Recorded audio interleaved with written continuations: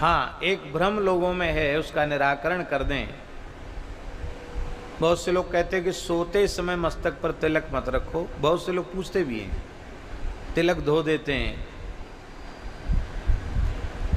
पर दास ने त्रिपुंड्र के संबंध में तो इस प्रकार का वचन पढ़ा है कि भालात त्रिपुंड्रम, कंठात मालाम, मुखात तांबूलम, पर्यंकात प्रमदाम त्यजेत।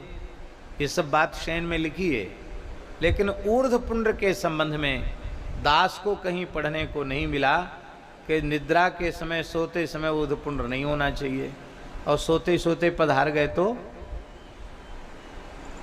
कम से कम तिलक के सहारे तो सदगति हो जाएगी। इसलिए तिलक निरंतर मस्तक पर रहना चाहिए। हम अपने पूज्य गुरुदेव भक्तमाली जी के साथ राजस्थान के एक गांव में गए। हमारे श्री गोविंदास जी को पता है,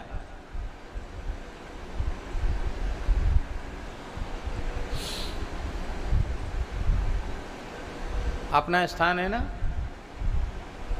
अपना स्थान है ना सामोद में, क्या नाम है स्थान का? खेड़ापति। महाराज जी की कथा थी, दास भी गया था, खेड़ापति की बात। तो रात्रि को लगभग 1:30 बजे हम लघुशंका के लिए उठे तो हमने देखा एक महात्मा तिलक लगा रहे हैं। तो हमने उनसे पूछा कि महाराज अभी तो 1:30 बज रहा है, तिलक कैसे, स्नान कर लिया? बोले नहीं नहीं गुरु भाई, हम भी थोड़ी देर पहले उठे थे, अपने राम उठे थे, तो हम वो दर्पण लगा हुआ था, उसमें नज़र पड़ गई तो हमारा तिलक नहीं है। तो हमने कहा तिलक पधरा लें। हमने कहा क्यों? सवेरे स्नान करते तो लगा लेते, अभी इतनी रात को लगाने की क्या आवश्यकता है?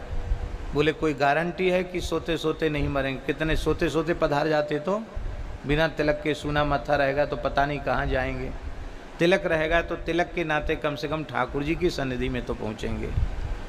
तो मैंने महाराज जी को सवेरे ये बात बताई कि महाराज जी रात्रि को एक संत को ऐसे तिलक लगाते हम। ये सामोद की बात है, खेड़ापति हनुमान जी की बात। महाराज जी ने कहा इससे शिक्षा लेनी चाहिए कि तिलक सदा सर्वदा मस्तक पर रहे।